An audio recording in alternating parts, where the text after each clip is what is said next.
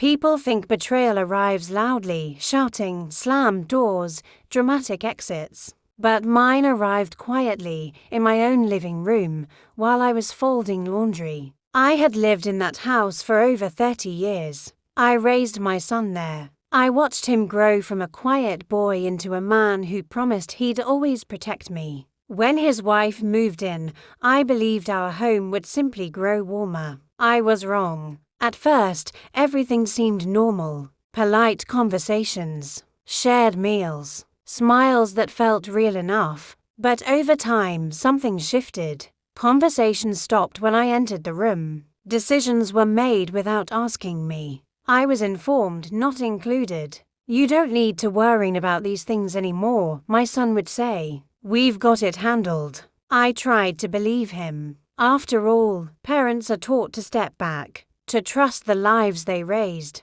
But trust becomes painful when it's one-sided. Small comments started appearing about how expensive things were, about how hard life had become, about sacrifices they were making. Each comment landed heavier than the last, even when wrapped in soft voices. One evening, I was called into the living room. They sat across from me like strangers. My son wouldn't look me in the eyes. His wife spoke first. She explained that they were in financial trouble, serious trouble, debts I had never known about. Then came the sentence that changed everything. "If you really care about this family," she said calmly, "you'll help us." Help didn't mean support. It meant money. All the money I had saved for my remaining years. When I hesitated, the tone changed. They reminded me whose house it was now. They reminded me that I didn't contribute anymore. They reminded me that living there was a privilege. Then came the ultimatum. Either I paid their debt,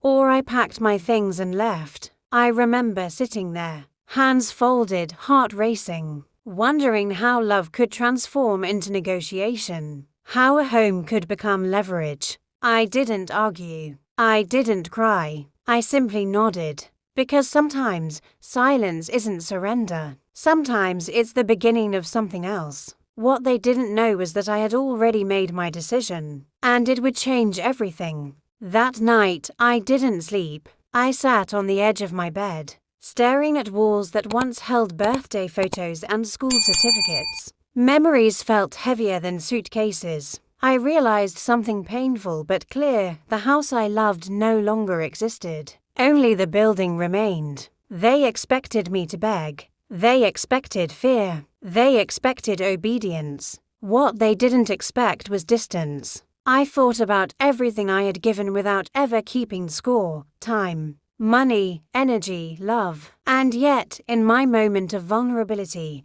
those sacrifices were invisible. By morning, my decision was firm. I packed quietly. Not everything, only what mattered. Documents, a few clothes, a photo of my son when he was still smiling without calculation. I left the rest behind. Objects are replaceable. Dignity isn't. I didn't announce my departure. I didn't argue my case. I simply left a note on the table. I hope one day you understand why I chose peace. When the door closed behind me, I felt fear, but also relief. The kind that only comes when you stop fighting people who have already made their choice. I stayed with a relative who didn't ask questions. She didn't need to. She saw it in my face. Days passed, then weeks. That's when messages began arriving. At first, they were confused, then annoyed, then angry. They accused me of abandonment, of betrayal, of being dramatic. Funny how silence feels offensive when it's no longer useful. What they didn't realize was that my absence had created a problem they hadn't planned for, because the money they expected never came. And debts don't disappear just because someone refuses to be exploited. The moment the bills came due, everything they thought they controlled began to collapse. The calls became frequent, desperate, urgent. My son's voice sounded different, not authoritative anymore, but strained. He spoke quickly, nervously, as if time itself was chasing him. He asked me to reconsider, to be reasonable, to remember I was his mother. That word, mother, finally broke the illusion. A mother isn't a bank. A mother isn't insurance. A mother isn't responsible for cleaning up secrets she never created. I began learning things I was never meant to know. The debts were larger than they'd admitted.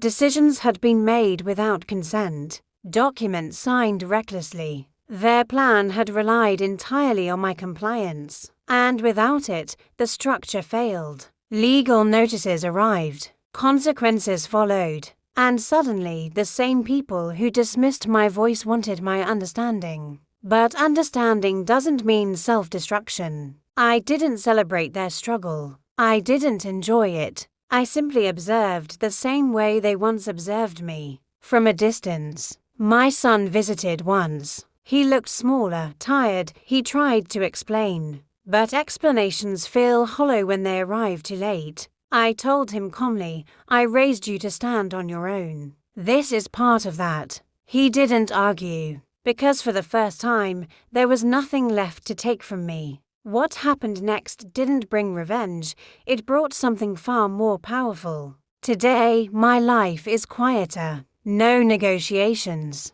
no ultimatums, no fear of being discarded when I become inconvenient. I live modestly. I choose peace over approval, and I've learned that family is defined by respect, not blood, not obligation, not guilt. People often ask if I regret leaving. I don't, because staying would have cost me my dignity, and dignity, once lost, is far harder to recover than comfort. I share this story not to shame anyone, but to remind others that love should never come with threats. That aging does not mean surrender. That choosing yourself isn't selfish, it's necessary. Sometimes the bravest thing you can do is walk away quietly and refuse to be used again. If this story resonated with you, stay, because the next one may help someone else find the courage to choose themselves too.